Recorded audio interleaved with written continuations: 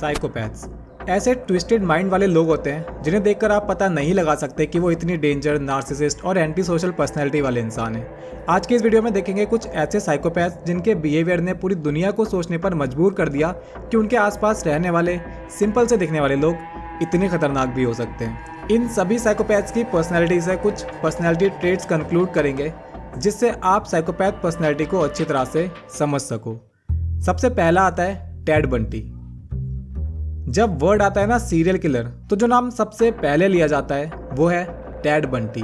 ये एक ऐसा साइकोपैथ था जिसका मेन टारगेट हमेशा फीमेल होती थी। दिखने में अट्रैक्टिव और चार्मिंग था, इसलिए लड़कियां उसके ट्रैप में इजीली फंस जाती थी। और इसी चार्मिंग पर्सनैलिटी को यूज़ करके उसने यूएस में 30 से भी ज़्यादा लोगों की हत्या की थी। साइकोपैथ पर्सनैलिटी का सबसे क्लियर ट्रेट होता है उसे किसी भी क्राइम या फिर किसी भी गलत बिहेवियर का जरा सा भी गिल्ट नहीं होता।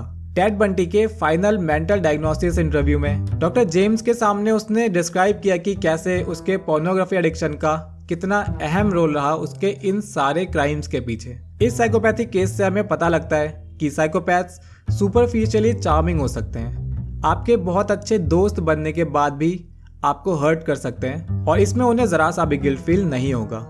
अगला साइकोपैथ है Ed Gein. Hollywood movie Psycho में नॉर्मन बेट्स, टेक्सास चेनसॉ का Leatherface, the silence of lambs का बफेलो बिल हॉरर मूवीज के कुछ आइकॉनिक कैरेक्टर्स हैं।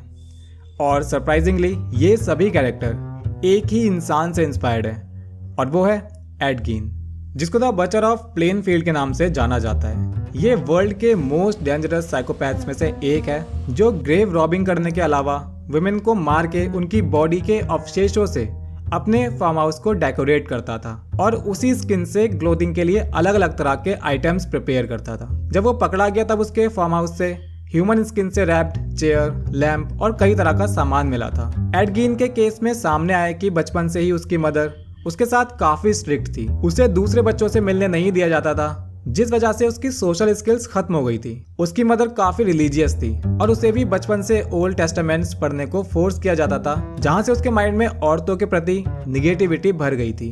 जब उसके फादर की डेथ हुई थोड़े टाइम के बाद उसके भाई और मदर भी इस दुनिया से चले गए, तब उसका ये ट्रॉमा क्रिमिनल माइंड में बदल गया। साइकोपैथी के इस केस से पता लगता है कि आपका निगेटिव चाइल्डहुड एक्सपीरियंस और ट्रॉमा आपकी पर्सनैलिटी को इतनी बुरी तरह से डिस्ट्रॉय भी कर सकता है। अगला साइकोपैथ है जेफरी डैमर। इसके आसपास के लोगों के अकॉर्डिंग जेफरी एक बहुत ही पोलाइट, रिस्पेक्टफुल और शांत बिहेवियर वाला ऑर्डिनरी सिटीजन था। उसका चाइल्डहुड भी बिल्कुल नॉर्मल था। जैसे जैसे वो बड़ा हुआ थोड़ा विड्रॉन और अनकम्युनिकेटिव होता चला गया। कुछ टाइम बाद उसका सोशल इंटरेक्शन पूरी तरह से खत्म हो गया। वो एंटरटेनमेंट के लिए हैवीली ड्रिंक करने लगा। जब वो पूरा 18 साल का हुआ, उस एज में उसने अपना पहला क्राइम कमिट किया, जो था एक मर्डर। पेरेंट्स के डाइवोर्स के बाद फैमिली में वो अकेला रह गया। इसके बाद उसने 17 मेल्स, जिसमें कुछ टीनेजर्स भी थे, उनमें से कुछ को सेक्सुअली असॉल्ट करके इन कुछ सालों में मार दिया। वो सिर्फ एक सीरियल किलर नहीं बल्कि एक कैनिबल भी था।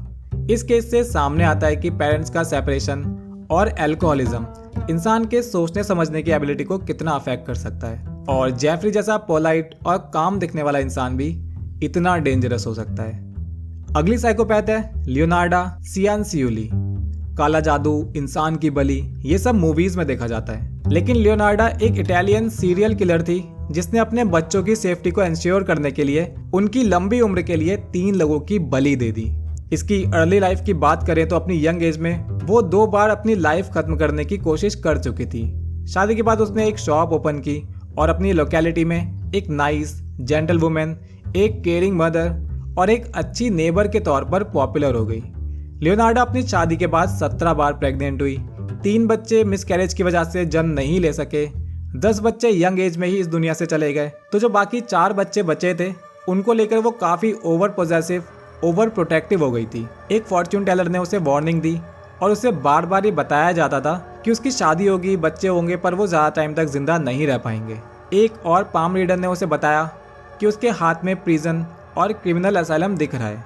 1939 में जब उसका बड़ा बेटा वर्ल्ड वॉर 2 में इटालियन आर्मी ज्वाइन करना चाहता था, वो अपने बच्चे को हर कीमत पर बचाना चाहती थी। किसी ने उसे बताया कि इसके लिए एक ह्यूमन सेक्रीफाइस ज़रूरी है, उसे किसी की बलि देनी होगी, और इस वजह से उसने 3 औरतों की जान ले ली। पकड़े जाने पर सामने आया कि वो डेड बॉडीज़ का यूज़ करके सोप और केक बनाया करती थी। इस केस से सामने आता है कि किसी को भी लेकर ओवर प्रोटेक्टिव और ओवर पोजेसिव होना कितना एक्सट्रीम लेवल पर जा सकता है और कितना खतरनाक हो सकता है। इसके अलावा अंधविश्वास किसी की भी जान ले सकता है। एक केयरिंग मदर और जेंटल वुमेन को भी सीरियल किलर बना सकता है। अगले साइकोपैथ का नाम है डॉक्टर थॉमस क्रीम। जब हम अच्छा फील नहीं कर रहे होते, हेल्थ से रिलेटेड कोई इशू होता है, तो हम डॉक्टर के पास जाते हैं। लेकिन डॉक्टर थॉमस एक ऐसा डॉक्टर था जिसने अपने ही पेशेंट्स को पॉइजन देकर मारना शुरू किया। उसके क्लिनिक पर आने वाले पेशेंट अबॉर्शन के लिए आया करती थी। नॉट ऑल ऑफ देम, लेकिन most of them were prostitutes, और यही उसकी विक्टिम बनती थी। डॉक्टर थॉमस ने इन्हें अ मेनेस टू सोसाइटी का टैग दिया था, यानी सोसाइटी के लिए हार्मफुल। 1881 में उसे अरेस्ट किया गया क्योंकि उसने एक वुमेन के हस्बैंड को मार दिया था जिसके साथ उस डॉक्टर का अफेयर चलता था। 9 साल 273 दिन जेल में रहने के बाद उसे उसके गुड बिहेवियर की वजह से रिलीज कर दिया गया। जेल से निकलते ही उसने क्राइम के इस सिलसिले को रिन्यू कर दिया और कुछ मर्डर्स किए, पर फाइनली 1892 में उसे फांसी दे दी गई। ये थे कुछ ऐसे साइकोपैथ जो सोसाइटी में बहुत पोलाइट, शांत और काम होकर बिल्कुल हमारी तरह ही रह रहे होते हैं, और उनके क्राइम देखकर या उनको देखकर ये अंदाज़ा नहीं लगाया जा सकता कि इतना ज़्यादा सिंपल दिखने वाला इंसान एक क्रिमिनल हो सकता है, एक साइकोपैथ हो सकता है।